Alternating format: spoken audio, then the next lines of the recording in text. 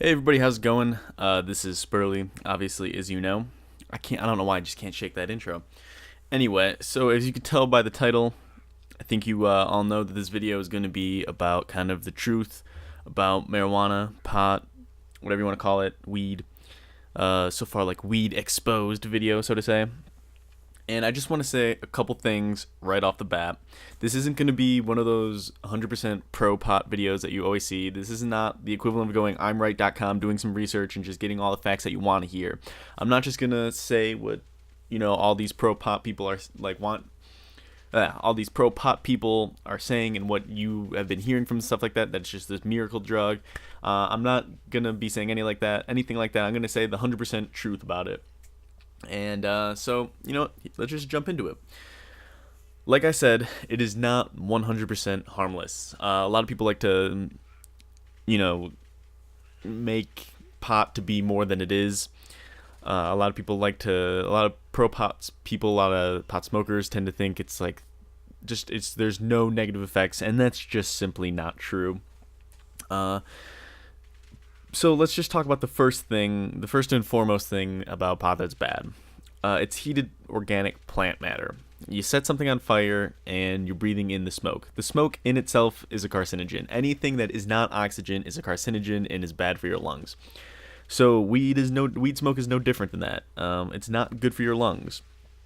I don't know of any kind of study or link or anything like this I can provide. It's just something that I've heard and that I think is definitely true from my own personal experience, that tobacco will produce less tar than weed smoke will when you smoke weed.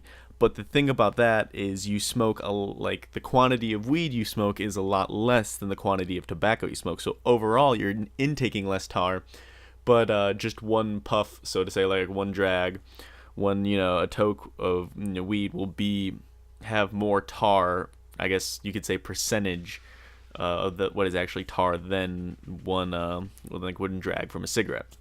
But like I said, you're smoking less weed than you would tobacco, so you're intaking less tar overall. The second thing is memory loss. The long-term memory loss is definitely a thing.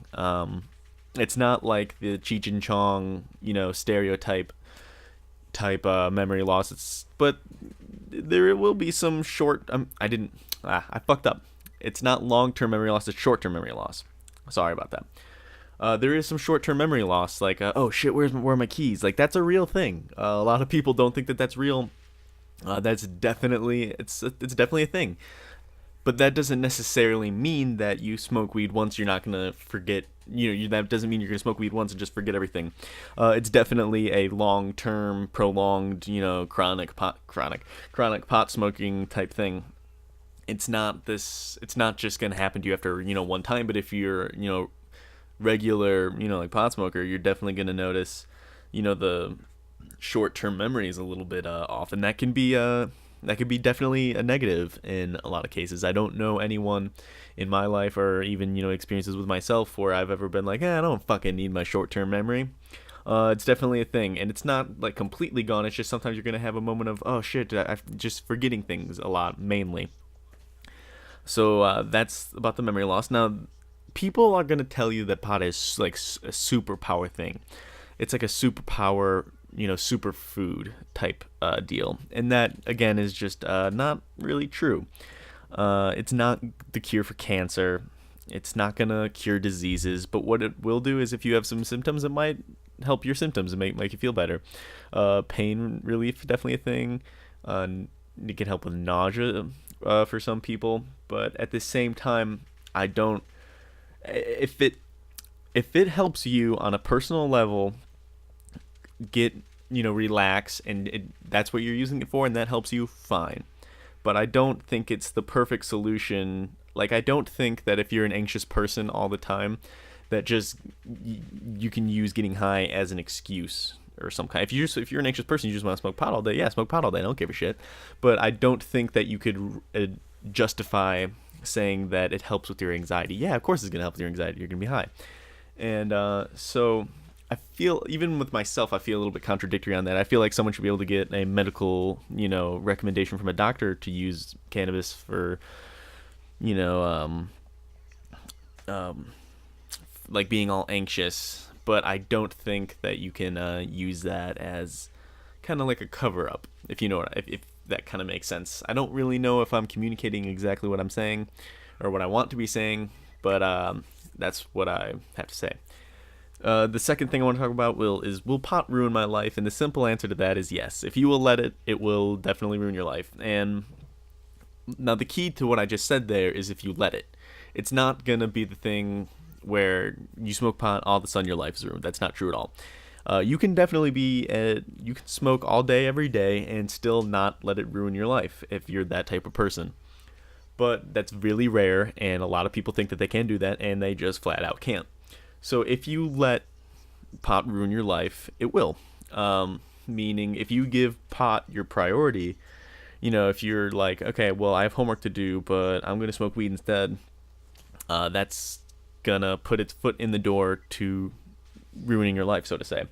And this ruining your life doesn't happen. It's not something that you notice really until it happens. It's from my own experiences, from my dark points with pot, or with my high points with pot, I'm telling you, it's 100% honesty. It's not something that's just gonna be like, and like I can notice that. I don't know why I just did that. It's not gonna be this one thing where it's like, oh, I can notice it's definitely ruining my life, slowly, surely. But you're gonna be walking down the road, so to say. You're gonna be making all your left forks in the road, right forks in the road, or your decisions. Do I go left here? Do I go right here? You're making all these decisions, and eventually you're gonna end up at a dead end, and you're gonna be like, uh-oh, this is, I did something wrong here. So if you let pot ruin your life, yeah, and it will let it. Yeah, it will if you let it. And if that quite wasn't clear enough, there's a perfect example. If you know that one song, it's like, I was gonna do this, but then I got high. That is definitely how it happens. That's, kind of exactly what I mean by if you let it ruin your life, it will. Like, if you're like, oh, well, I was gonna do my homework, but then I got high. Or I was gonna go to class, but then I got high. If I was gonna take care of my responsibilities, but then I got high. And so that's exactly kind of what happens what I mean by pot will take over your life if you let it. Now, the third thing I want to talk about is how it works and kind of what the feeling of being high is, because I think there are a lot of misnomers about that. Or I think it's also just good information to have if you're interested in it at all. So there's two main active ingredients. And the first one is THC, or the tetrahydrocannabinoid, and the CBDs, which is just the cannabinoids in the pot. THC is the psychoactive part. That's the part that you feel. That's the part that you're like, oh, I'm high. That's THC. It gives you that high feeling. It alters. Alters is kind of the wrong word, but what it does is it produces chemical in your brain, and that gives you the euphoric, that high feeling. The CBD part is the non-psychoactive part, and it's what a lot of people contribute medical marijuana to. It is the part that is credited for like numbing pain, and it does. The CBDs don't necessarily get you high, but it does all the positive side effects you hear about pot are kind of a description of CBDs. The kind of like those are, if anything was going to be considered a miracle drug out of in the situation, the CBDs are definitely the more medicinal benefits in your life. And so now the last part is the how it feels part. And simply put, have you ever just think about it, just be calm right now, just everything quiet. You just feel that really relaxed. It's just that, but heightened, so to say. Your feelings are heightened, your senses are heightened. I don't mean you're fucking Superman or Batman, but like, here's a really good example. You can kind of feel sounds, if that makes sense. And like, you just kind of feel, and this is going to sound like such bullshit, but you feel a little bit more connected. Like, if you hear music and you can hear the beat in the background, you can kind of feel it in your ears and you can kind of feel the music. It's kind of hard to describe, but that's kind of the best way to put it. And I feel like you can't necessarily know what I'm talking about unless you've had the experience. But to be more generic, maybe do a worse job at describing it, is just kind of euphoria, so to say. And it's a feeling of well-being. It's just extreme well-being. It's very pleasant. You feel very happy. And that's kind of what it is like to be high, so to say. Now the last part of this video I kind of want to recommend, or not recommend, but the part where I want to recommend whether or not you try, smoking weed. If I feel like you should wait, I feel like I might have started a little bit too early. I definitely started being a more regular smoker kind of a little bit too early. But at the same time, I'm not going to judge anyone that smokes early unless you're just way too young. I feel like you definitely need to be in high school. It's safe to be around 18. But if you want to smoke and you're about 16, I feel like, you know what, go ahead, try it. And so I think that it is an experience that everybody needs to have at least once.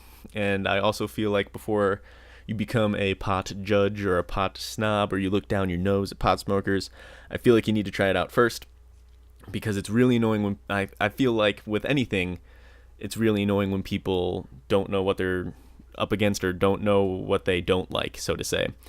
A good example of this would be like people that hate Christianity but that don't really know what it's about, if that makes sense. I feel like before you become a pro pop proponent or a negative pop proponent, you really need to try it out.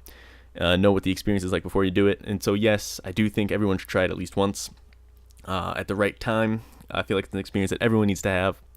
But anyway, so I know this was kind of a longer video, but I feel like it was one of my more informational videos in the past while. But anyway, so this is come to the point where the video is over. I'd like to thank each and every one of you for watching. I hope you guys are all making safe decisions with pot, marijuana, and everything like that. And, please subscribe. It's free. Not everyone can say that. I don't know what that means. Fuck it. Subscribe. Thanks for watching, and I hope you learned something from this. Thank you guys for watching. I hope you took something away from it. In the center of the screen, you will see a link to a video that I did about Only Use Me Blade. I think it's a pretty good video, if I may say so personally. But yeah, you should totally check that video out if you're at all interested in Only Use Me Blade, or if you've heard of him, or if you are a fellow fam. But anyway, thank you guys for watching. Please leave a like. It does help me out. Favorite it if this was a favorite video of yours. And please subscribe. It is free.